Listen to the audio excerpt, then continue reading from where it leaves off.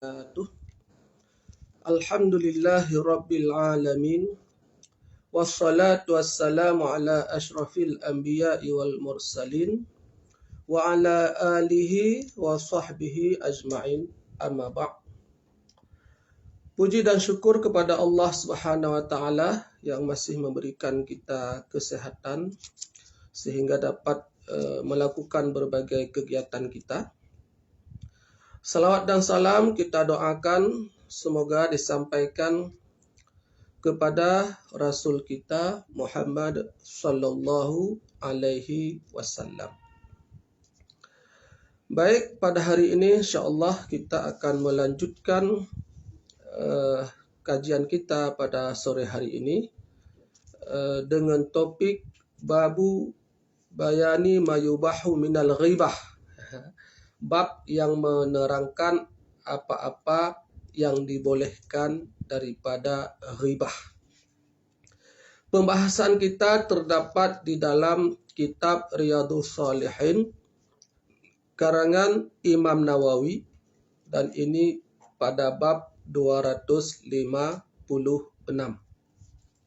Bab yang menerangkan apa yang dibolehkan daripada ghibah.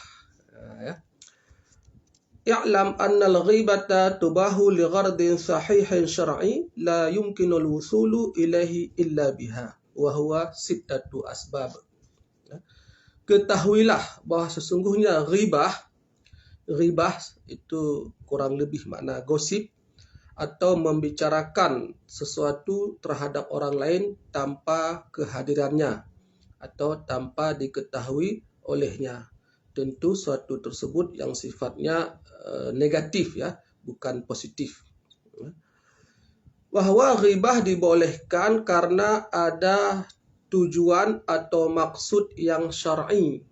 Ya, maksud syar'i adalah maksud sahih yang dibenarkan secara secara agama. Alasan syar'i namanya, ya. Alasan yang dibolehkan secara agama ataupun pada agama. Bukan alasan untuk kepentingan kita, tetapi syaraknya membolehkan, ya, bukan nafsu kita. La yumkinul wusulu ilahi illa biha, yang mana tidak mungkin kita sampai, ya, kepada maksud tersebut kecuali dengan adanya ghibah tersebut. Ya. Ini ada 6 sebab, ya. Ada 6 sebab yang dibolehkan kita berghibah atau membicarakan orang lain. Artinya selain ini tidak dibolehkan. Yang pertama at-tadhallumu, ya. Yang pertama adalah karena kezaliman. Artinya orang yang terzalimi, ya. Fayajuzu lil madlum ayyatadhallama ila sultani wal qadi wa ghairihima mimman lahu wilayah aw qudrah ala insafi min zalimihi fa yaqulu zalamani fulan bikadza. Yang pertama karena faktor kezaliman, ya. Boleh orang yang merasa dizalimi atau orang-orang mazlum adalah orang yang terzalimi untuk menyampaikan, ya, kepada penguasa. Ya, ini harus kita perhatikan, bukan juga kita menyampaikan kepada semua orang. Ya, tidak kepada semua orang, tidak kepada semua teman, rekan, ya, ataupun menyampaikan di medsos, itu tidak. Ini menyampaikan kepada sultan atau qadi, ya, kurang lebih adalah penguasa lah, ataupun yang berwenang, memang yang berhak kita sampaikan, ya, kan? Atau tempat-tempat pengaduan resmi, ya, kan? Kalau di sini memang bahasanya sultan, kalau kita perluas makna, ya, orang pihak-pihak yang berwenang menangani kasus. Karena kalau tidak kita laporkan, bagaimana mereka akan tahu? Kalau mereka tidak tahu, maka bagaimana mereka akan membantu atau menyelamatkan kita dari kezaliman tersebut. Ya. Jadi ini boleh menyampaikan keburukan ataupun sisi negatif, ya. Sisi negatif supaya diketahui, ya. Ini diikat, ya, dikunci hanya kepada yang berwenang. Hanya kepada yang berwenang. Jangan sampai semua orang tahu, ya. Karena tidak semua orang mampu menangani ataupun tidak semua orang bisa menyelesaikan kasus kita. Semua orang pasti ada kasus dalam kehidupannya, kasus yang berbeda, berbeda. Ada yang benar-benar terdalimi ataupun merasa terdalimi, padahal tidak terdalimi. Terserahlah, ya, terserah. Itu boleh mengadu kepada pihak yang berwenang. Asani, yang kedua, untuk meminta tolong untuk merubah kemungkaran. Al-isti'anatu ala taghyiril mungkari, ya, meminta tolong untuk merubah kemungkaran, atau merubah kemaksiatan menjadi kebenaran atau mencegah kemungkaran. Jadi kita bisa menyampaikan, misalnya di suatu tempat, ya, kita mengetahui ada terjadi hal yang tidak baik. Misalnya ada orang yang melakukan kemungkaran, berjudi misalnya dan sebagainya, kita tahu. Jadi kita bisa meminta tolong kepada siapa? Ini pun dikunci lagi. Tidak juga menyampaikan sembarang orang. Memintalah kepada orang, ya, yang memungkinkan untuk dia menghilangkan kemungkaran tersebut. Liman yarju qudratahu ala izalatil munkar. Orang yang dianggap mampu menghilangkan kemungkaran tersebut.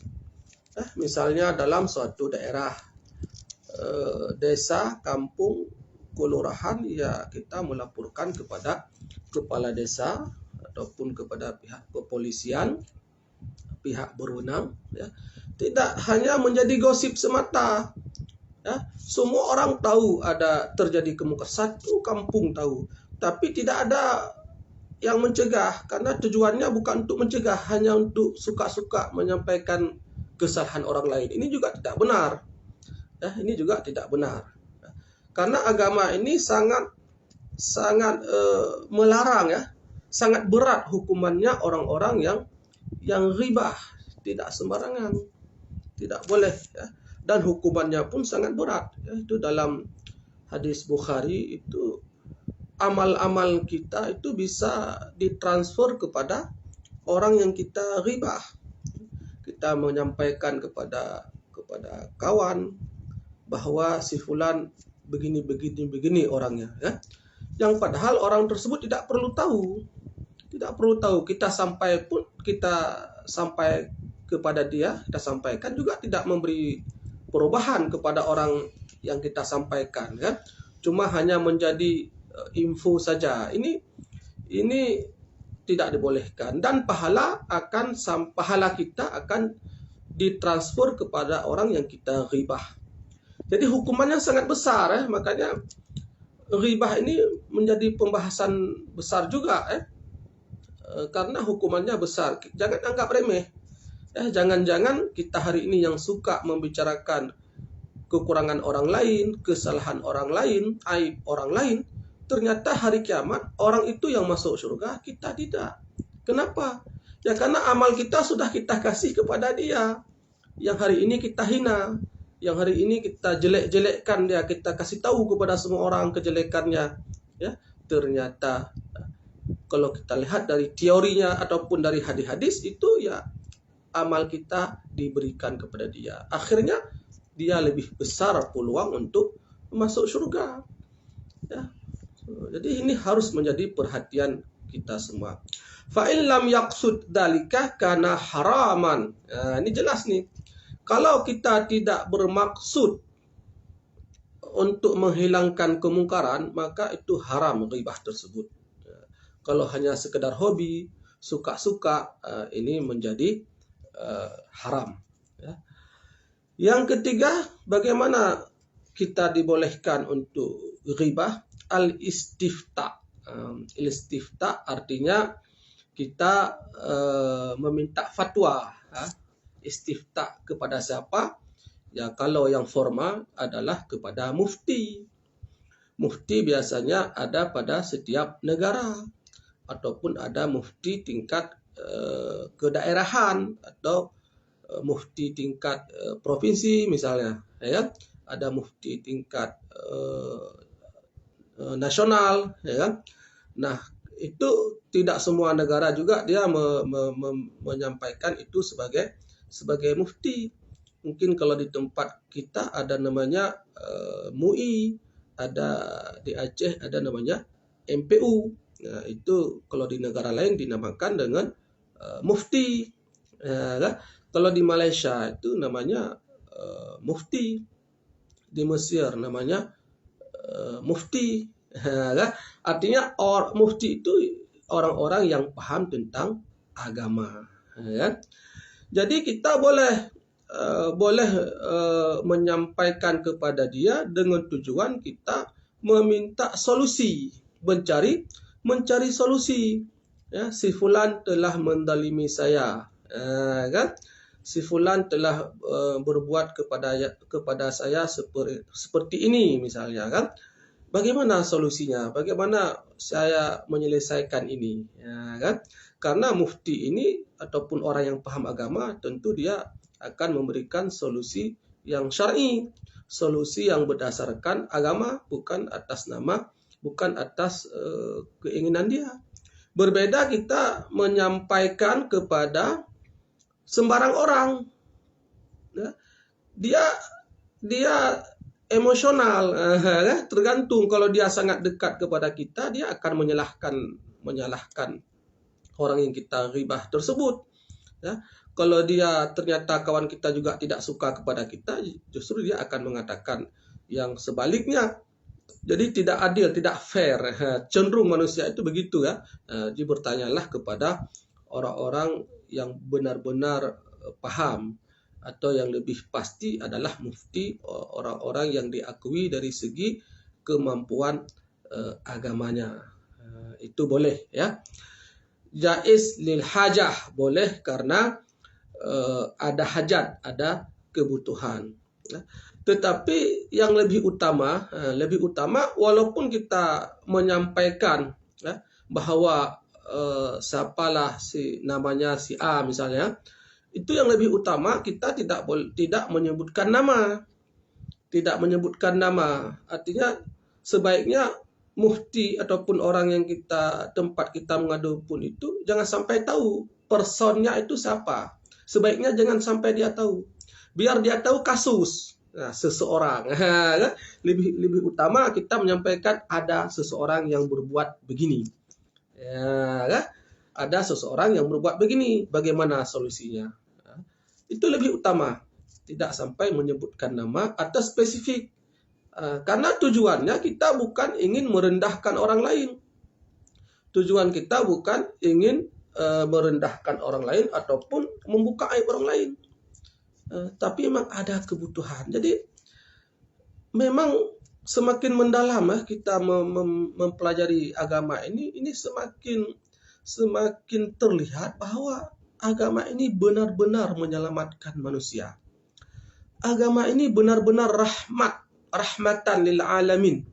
Ya, bagaimana agama menjaga kita, tidak boleh orang lain membicarakan tentang kita. Bila dilakukan, maka pahalanya akan diberikan kepada kita, pahala orang tersebut. Ini kan penjagaan tingkat tinggi ini.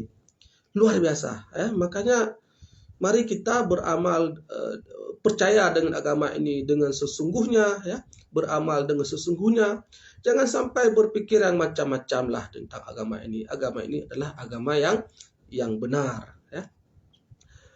Baik, kita akan lihat poin berikutnya, ghibah yang bagaimana yang dibolehkan, yaitu tahdirul muslimina minasyarri wa nasihatuhum wa dalika min wujuh.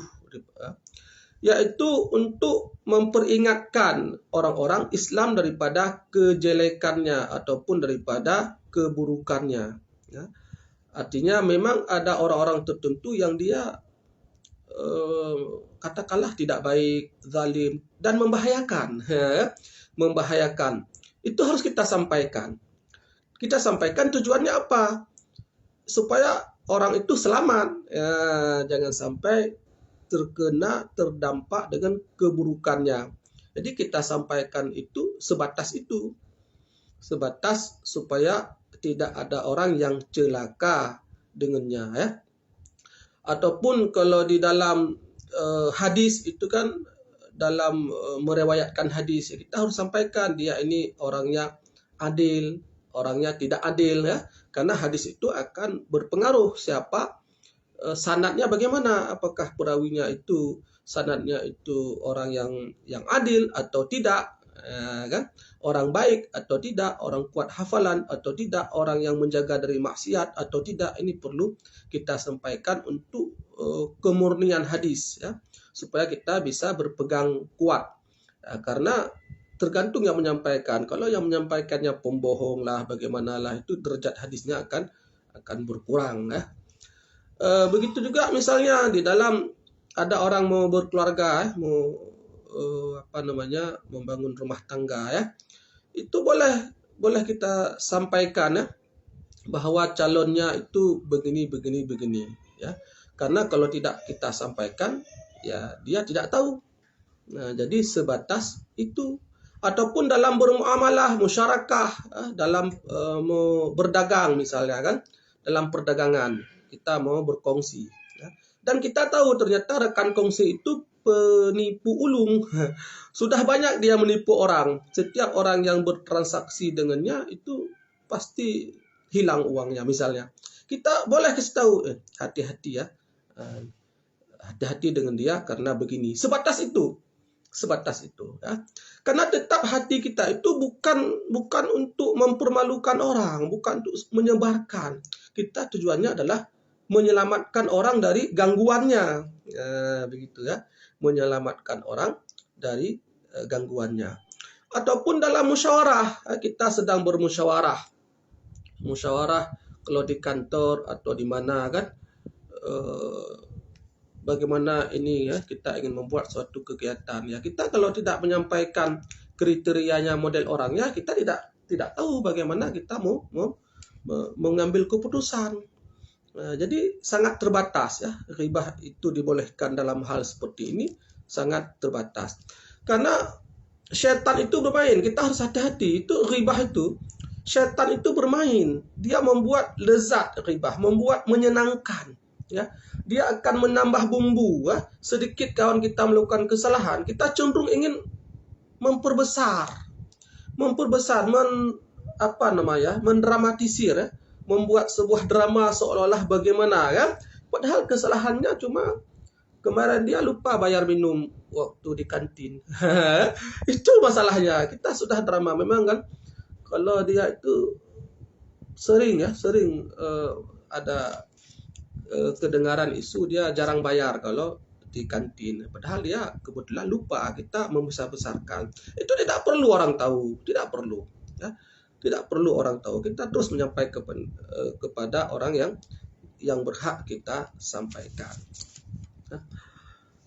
Baik, berikutnya yang bagaimana boleh yang diribahkan, ya. Yaitu yang kelima, ayyakuna mujahiran bi fisqihi aw bi bid'atihi kal mujahiri bi syurbil khamri. Yaitu orang yang jihar, yang terang-terangan. Orang yang membuat keburukan, kemungkaran itu yang terang-terangan. Yang terang-terangan bagaimana? Dia, bahasa kita apa, ya? Minum khamar di depan orang, narkoba di depan kebanyakan orang, gitu, kan? Di warung kopi main judi misalnya, di depan kita dia main judi. Ini kan dah terang-terangan ini. Ini sudah terang-terangan, ya. Ini kita boleh, ya. Boleh kita menyampaikan kepada orang ya, kepada orang yang berhak kita sampaikan, karena memang kejahatannya sudah terang-terangan. Ya. Jadi di sini kalau kejahatannya tidak terang-terangan, ini pun tidak ada perintah orang misalnya sembunyi-sembunyi gitu kan, ini tidak ada perintah. Ya. Tetapi dia masuk dalam nanti kategori umum, yaitu mencegah kemungkaran, ya. Kemungkaran dimanapun ada kemungkaran, kita harus mencegahnya. Kalau kita mampu ya langsung sendiri, kalau tidak mampu ya melaporkan kepada orang yang mampu mencegahnya, ya. Jadi kalau kita tidak menyampaikan, orang tidak tahu. Dan ini sering dalam masyarakat kita hari ini, ya kita mengabaikan, ya, karena kita mengatakan jangan urusan orang lain, kita uruslah diri sendiri. Akhirnya kemungkaran pun tidak ada yang urus. Kenapa? Karena dianggap itu adalah urusan pribadi. Kalau begini ceritanya, maka sangat berbahaya, ya. Kita melarang kemungkaran, cuma caranya yang sesuai lah, ya. Kalau memang harus dilapor ke penegak hukum, lapor. Jangan main hakim sendiri. Karena main hakim sendiri itu cenderung akan menciptakan kemungkaran berikutnya. Bukan pasti, ada potensi, ya kan?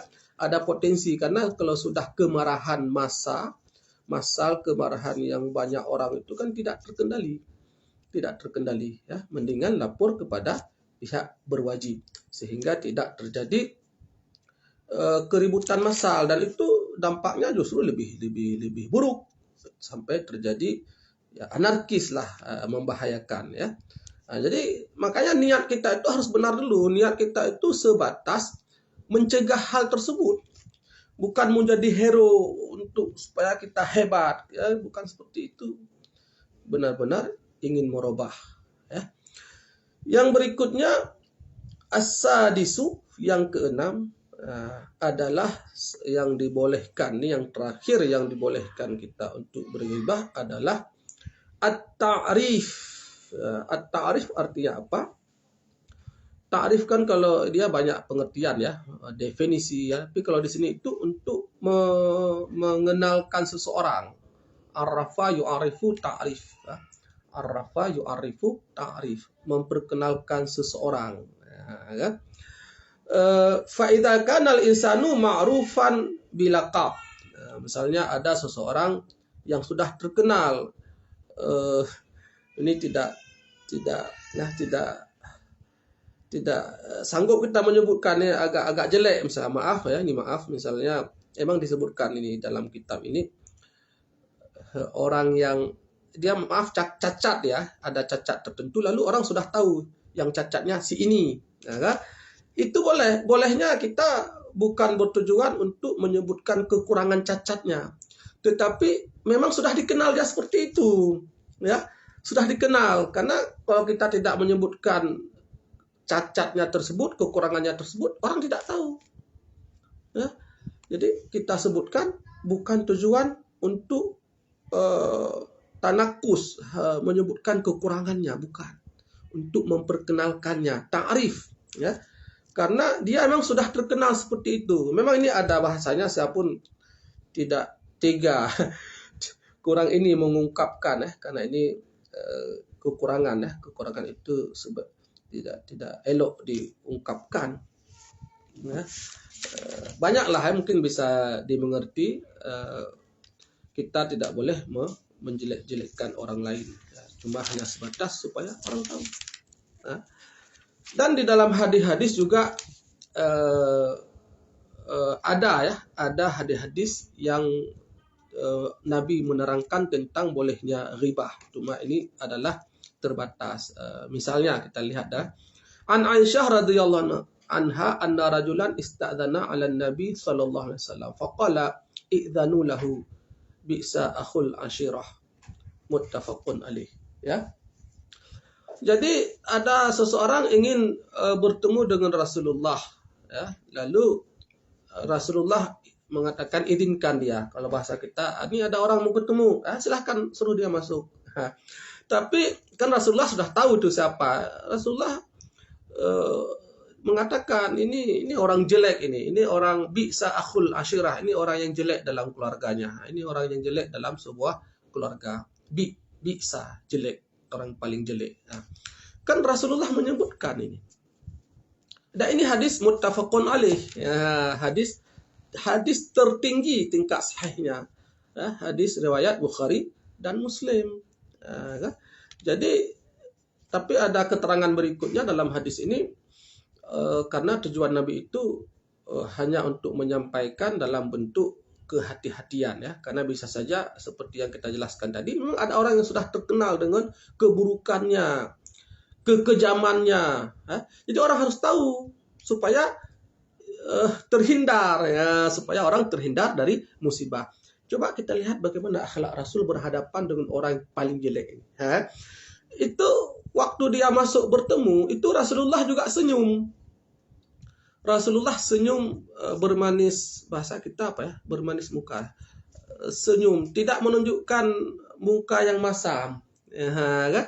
Padahal itu orang yang tidak baik. Nah, beginilah akhlak Rasulullah, dan inilah juga harus kita contoh. Ya, kita harus bermanis muka, berbaik dengan semua orang. Nah, kenapa? Kan tujuan kita itu bukan hanya sekedar menjelekkan manusia, tetapi siapa tahu dengan kita berbaik muka, kita bisa mengajaknya untuk berubah menjadi baik. Coba bayangkan kalau ada orang jahat, semuanya lalu tidak ada yang berdakwah kepada dia. Seorang menjauhi, dia jahat, lalu jauhi. Siapa yang berdakwah untuk dia? Kapan dia berubah? Saya teringat cerita apa yang ustadz yang artis itu namanya apa, Devri, ya, siapa nama? Dia menceritakan kurang lebih begini, itu ada orang jamaah yang datang kepada dia saat itu dia belum, bahasa kita belum ada hidayah, maksudnya dia sudah ada hidayah, kan hidayah itu dia sudah Islam, maksudnya tidak dalam lingkungan yang baik. Ada orang yang datang berteman, menyanjungi, berbuat baik, di situ dia tersentuh. Nah, jadi orang-orang yang lagi di dalam kondisi tidak baik, kita itu juga harus dekati dengan tujuan berdakwah. Ya, kalau kita mampu, tapi kalau kita tidak mampu, akhirnya kita yang didakwahi. Jadi akhirnya kita menjadi seperti dia. Jadi tugas dakwah itu juga harus ada, ya. Mungkin hari ini yang dapat kita sampaikan. Ada beberapa hadis yang lain, insyaallah kita akan melanjutkan pada hari yang lain. Semoga Allah melindungi kita, dari keinginan riba. Itu memang enak, lezat riba itu. Ya, kita berlindung kepada Allah. Kunci mulut kita tidak membicarakan aib orang lain. Wallahu a'lam bishawab. Assalamualaikum warahmatullahi wabarakatuh.